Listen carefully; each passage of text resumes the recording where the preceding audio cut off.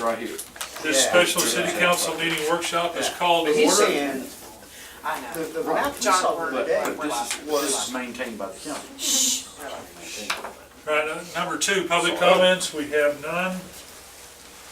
Number 3, discussion regarding emergency response district boundaries. I assume, Chief Rolo.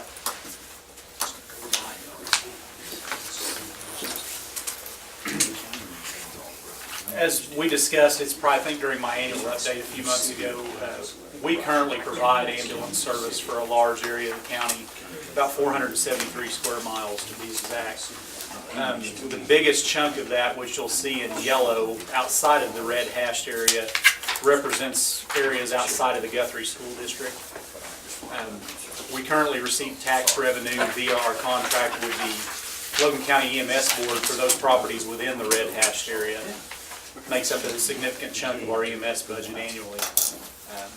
Myself and Serena have visited with Commissioner Sharpen when he was in office numerous times in an attempt to visit with them about the funding difficulties we have in providing that service basically for free outside of the red hashed area.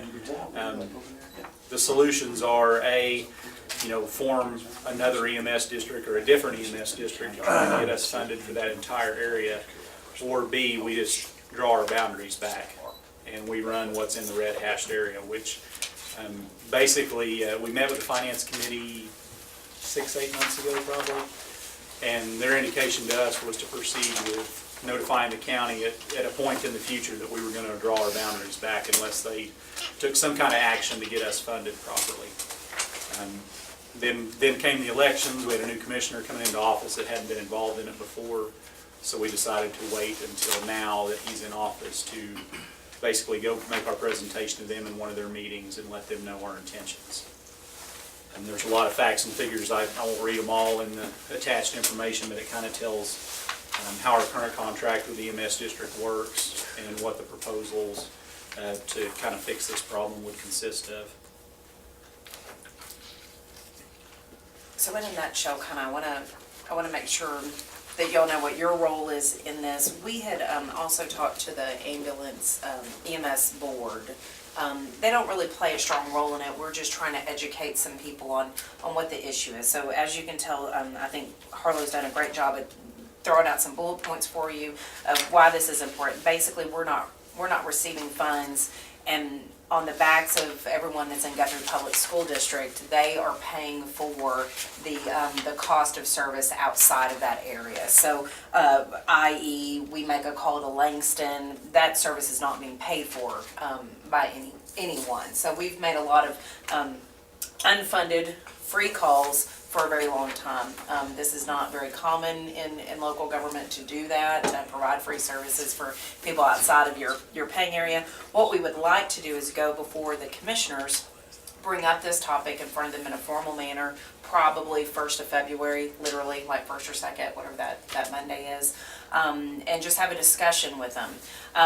The city's ability currently is to basically write a letter to the state. Tell me what would happen if we basically make notification to the health department that on X date, these are our new boundaries, and we won't go outside of those except by mutual aid agreement, which we do now with the surrounding services. And I would bring that to y'all as an action item to do, where staff is not going to cut off that service without council direction. The Finance Committee, though, that has changed slightly. The Finance Committee did give us marching orders to start down this path, not to necessarily come to you yet for a vote, but we would like the opportunity to go talk to the commissioners first about what the issues are. They've got a new commissioner, and see what they say. What they could do is, one, they could call an election. They can call an election to set up the boundaries, or they can wait, which is what we were notified by. Now the former commissioner told us basically that the people should petition and get a vote. Either way, there's got to be ballot. There's got to be a ballot to allow them to form a district by which then they could be paying into a system that we, and then they could contract with us or whatever it is to respond. They could contract with IMSA. They could they could do a few different things. So it's not on us to provide services in the county.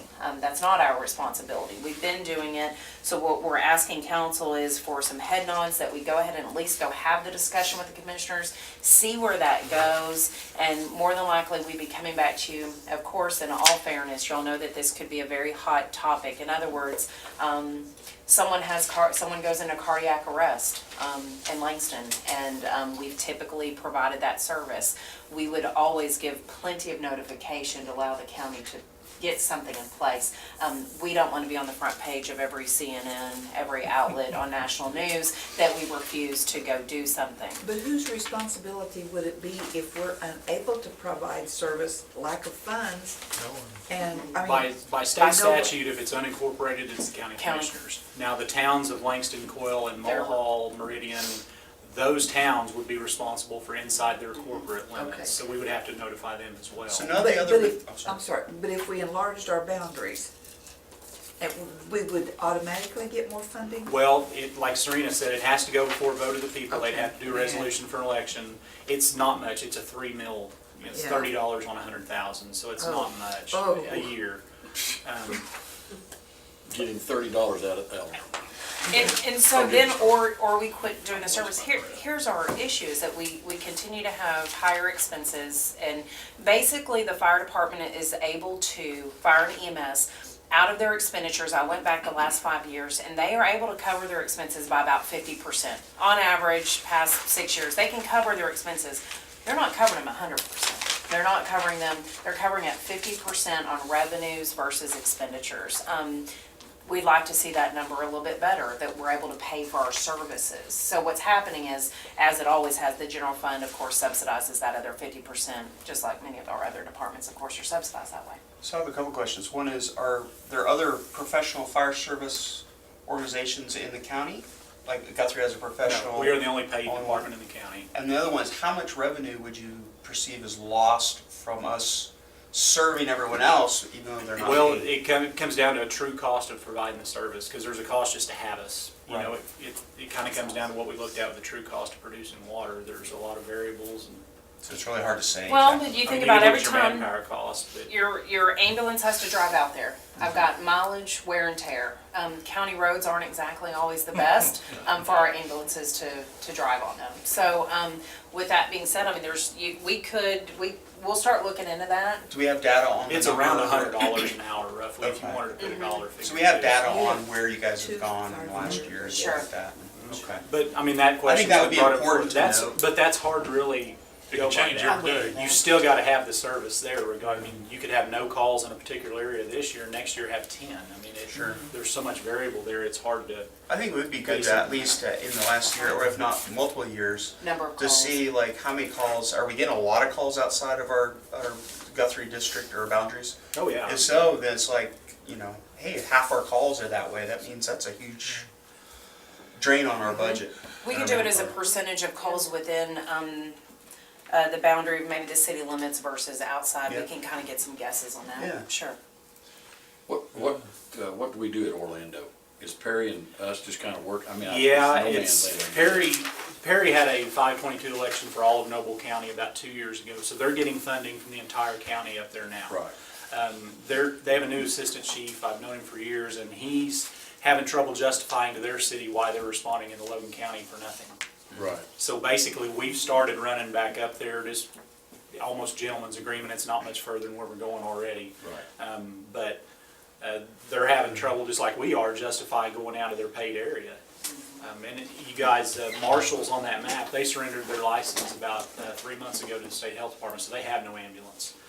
Crescent's been running up there for nothing. So this kind of would help, if we could get the county to move forward with a county-wide deal, it would help Crescent as well, because they're running into unfunded areas That's what I at the was gonna same say. time. If everybody would just vote this deal, it'd be Yeah. great, because it would help all of them. And how about that gets taken to the county commissioners, everybody kind of, Well, are we gonna try to talk to the other cities to also have them, because they're gonna benefit from this, they need to be at that table Yeah, we need to too. notify them as well, and Yeah, Like I said, if we bring it to the commissioners and then also So it's go not to just those us.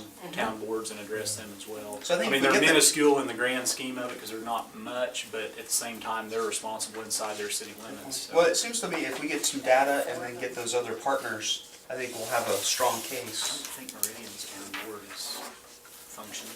Tell them ahead of time, let them be there. Yes. Does IMSA come up in there too? Now, if we were to pass that, would then IMSA move out, or would they stay in our? Well, that was a source of contention with down south, Oak Cliff's fire district, is basically IMSA comes into their fire district right now. And Right. they like that relationship, but IMSA could withdraw any day because they get nothing. Yeah, that's what I say. I know there's some people out on my mail route that out around the golf course, the old golf course, that have IMSA out, that they come there and it, I don't know what it costs, but Out there, yeah. they should. No, That's not awful. the new one, the old one out way out west. Yeah, that's ours too. I know, but they, Oh, you mean They've- Cedar Valley? yeah, Cedar Valley. Yeah.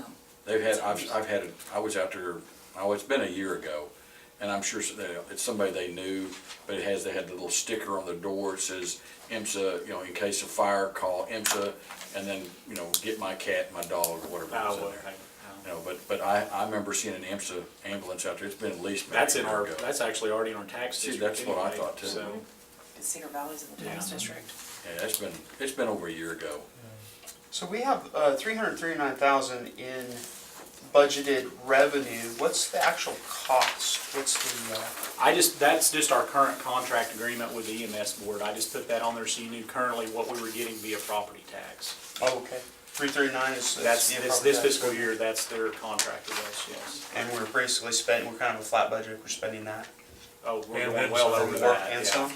Yeah, A that lot more. dollar figure plus the general fund is, and billing revenue. And this is Yeah. pure Yeah. MSA, this hasn't, it's not the fire side, it's pure Yeah, EMS. EMS. that's purely for providing ambulance service, yes. And basically, rural EMS is a hot topic anyway, it has been for several years. There's not a lot of funding other than the property tax or sales tax avenue. And, we've seen a lot of districts, Wellston shut down about 5 years ago, so you guys that know Lincoln County, Chandler's having to come all the way to the Logan County line to provide ambulance, so that's a long haul, and we're meeting them there if it's on our side, so it's a long haul either direction, but it's, without funding, it's hard to sustain the service, and we're basically, And we're growing. we're robbing that Peter to pay direction right Paul, now. in a sense, to maintain the service.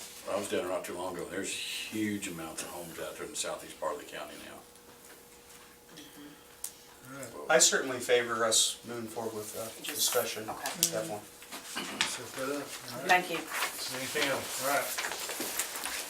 Go to number 4, discussion regarding Guthrie Edmond Regional Airport Pilots Lounge design. Airport Manager of the Year? Last Sorry, year. every chance I can. Yeah, last year. Last year, that was last year. Oh, That we was are so 15. last year. Yeah. What are you gonna do for us this year? Yeah, that's in the past, forget it. As you know, our airport is a lot different than it was 15 years ago when our terminal was built. We have, when it was created to grow, and since then, about 7 years ago, we created the airport manager's office within the building, and now we're looking at a pilot's lounge within the building. Some may think that a pilot's lounge is what is already there, but that's kind of the lobby of the airport. And the lounge part of it's not really a lounge, but more of just a dark room or a quiet room for pilots to go. We get a lot of pilots who come in, and they're not the reason they're flying in there. They're carrying their boss or their client with them, and that person is going into Guthrie, Edmond, Oklahoma City to do business, whereas the pilot sits there for 8 hours waiting the day away. So rather than having them sit in the lobby as we have currently, we want to do what many other airports do and have a quiet room or a room away from everybody and everything where they can either take a nap or work on their computer or do whatever, but not be commonly walked by other tenants of the airport. Basically, what we have is a budget that has about $50,000 that we've approved in the that you approved in the 2015 budget for the construction of this addition. In your packet here, it just has a kind of a drawing that we've gone with Myers Engineering to be able to depict what it can be and can look like, and just trying to have a future pilot's lounge for the pilots. And other examples of why this may be needed. When we had the fire responses, we had 4 aircraft out here who were conducting operations over the other side of the interstate. The pilots there, though they flew, I think they flew for 2 days, they were there a total of 5 days, and they sat at the airport the entire time. And so this would give them a place to kind of base out of and operate out of. And then yesterday we had a famous individual came in, and it was the same type of instance where they had the pilots had to sit and just waited out there in the lobby. So. Ask him Who? Deion Sanders flew in, which was wonderful. I would have come down here for an autograph. Yeah, right. We should have known this. He didn't stay long. He was off the jet into the car, but his pilots were there, and and that's the. And of the course, service you don't that put we're anything on Facebook, nothing out there to tell us so we can be there waiting. It's like you're hogging all the gear. I got no. I did not. he got see- manager I saw of the year. him from the window. Yeah, he got was manager of the about year, 100 that's yards. Yeah, that's all he cared about last year. That's grovelings. You gonna ride that for another decade? Another decade. All right. One thing that I'll say, the Airport Association that came into existence less than 2 years ago, they're an amazing group of individuals at the airport. They are raising donations, and they want to acquire the furniture, etc. We didn't put in FF&E, fixtures, furniture, equipment, really a whole lot into this budget. We're trying to just get started. What we anticipate doing, and they want to do couches and tables and TV and all that stuff, so we're not asking for that in this budget. We hope to be able to acquire it. But as you can look around the city, we acquire a lot of our furniture, like this table came from, this was a donation. These chairs, everything we do is mostly donated because we don't have the funds to buy furniture. So I think that they're being very helpful. The Airport Association, we owe a great deal to for getting it fixed. What we want to do moving forward, the reason we wanted to workshop it is kind of give you the diagram. We intend on bringing this same information to the Airport Advisory Board next Tuesday, and then on January 20th come to you to allow us to bid it out. If the bids come in ridiculously high or something, well, we'll go to Plan B, and Plan B may be to piecemeal this out a little bit, and we might have to phase it out. We're hoping that we can get a turnkey contractor in to come in and do all of this within our budget. So that's the plan. We'll go to the Airport Advisory Board, make sure they're okay.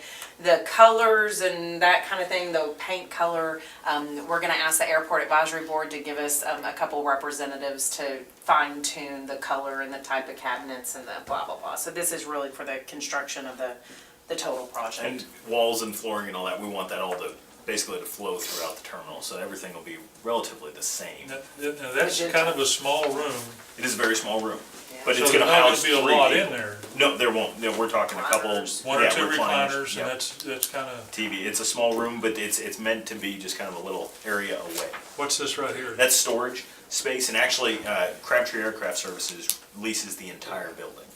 And so for this, what they've done, they lease my office, they lease everything. And what we've done is worked agreements with them for my office and for the pilot's lounge, because it's what the building was designed to be, is to grow into these spaces. They will maintain, take care of all that, but it's basically, instead of building it all at once, the city fathers back in the day decided to do it in sections. I'm talking about like Deion Sanders is coming in, let's just use him as an example. Let's say he comes in and he stays, he has a meeting and he stays late. Is there a place where these guys could go and sleep if they needed to? That is exactly what this room. Right now, no. Right now, no. No, I know now. And this room will be accessible 24 hours a day to the pilots. It has Okay. restrooms, a shower. I mean, we get a lot of pilots who will land here in the middle of a storm because they have to land. Right, yeah, they got no place But to if go. they land after 6 o'clock, they're standing outside next to their airplane. Whereas So this can will we. allow them to be able to get inside Okay. and out of the elements. And it'll have internet, Wi-Fi, and Exterior all that. door. Okay, that's, I was thinking, boy, if you got somebody who wants to, like say you've got some guy who comes in and okay, you pilots stay here, you're like, where's here? So they just sleep in like recliners or? And generally in the day, and everybody's going to be using this. They'll just crashing out in the recliner for an hour or two while their people are out there. It'll be very uncommon that someone would spend the night. But if you had someone come in at midnight, I guess you could get there and they could be asleep there waiting to take off when the weather passes. Do we still not have a vehicle for people to use when they come in? There is a vehicle, and Crabtree Aircraft Services actually just purchased a newer vehicle. Okay. and is putting that out. It's a Ford Explorer. It's a great. So new if somebody asset. does come in, If they can come use in, it? Absolutely, Okay. absolutely. Better than the, Better than the old one that they had. We did upgrade from a minivan to this Ford Explorer, and there's rave reviews. All right, anything else on the pilot's lounge, the miniature pilot's lounge? For short people, Well, it's it's normal perfect for size. you. Yeah, exactly. All right, thank you, sir. Thank you.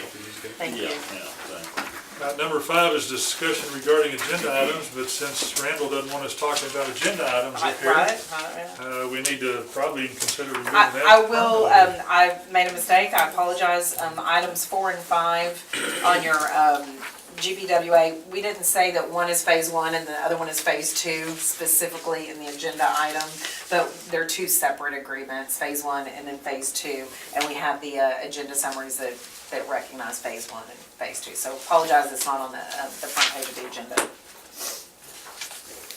All right. Request for future items of discussion. Anything? So I want a clarification on the discussion items. We're not able to discuss items? You can talk the to your front. attorney, there he is. Speak of the devil. Randall, how are you? I don't know.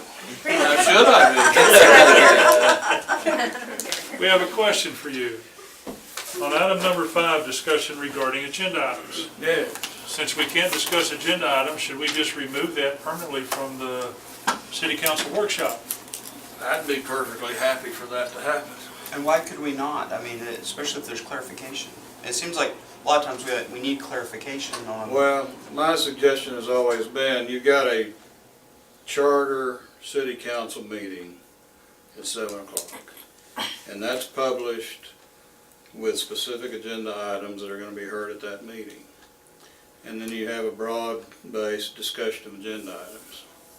Do those people know that we do that at 6 o'clock? And they should be a part of that discussion. So I've always felt it's, you know, on some minor issues, it's fine. If there are things that you really need explained, you know, generally the write-up is going to be in the packet that you get before the council meeting. So if you read that and you still have questions about the item, then call the city manager or call me. But it's just a kind of an openness. Just to me, if it's an agenda item that warrants being on the 7 o'clock agenda, that's the proper place That's to where we need to discuss do it. it. So if we go to number 6, we just need to remove this regarding agenda items, take it off of the workshop deal. Unless there's something comes up and we put it back on there for one time or whatever, but I would say yes. not all the time throwing it on there. That's sort of been my suggestion for a long time, or thought for a long time. Well, for once, we'll listen to the city attorney. But I don't make comments in there, so. I've been ignoring him. Okay. All Happy right. to do so. Everyone. Happy to do so. Now, you're here, and we're done, but haven't adjourned yet. Is there anything you would like to say on anything that we've already covered? I just want to give you an opportunity to, Not on this agenda, no. all right. All right, anything else from anybody, future items of discussion? Number 7, we are adjourned.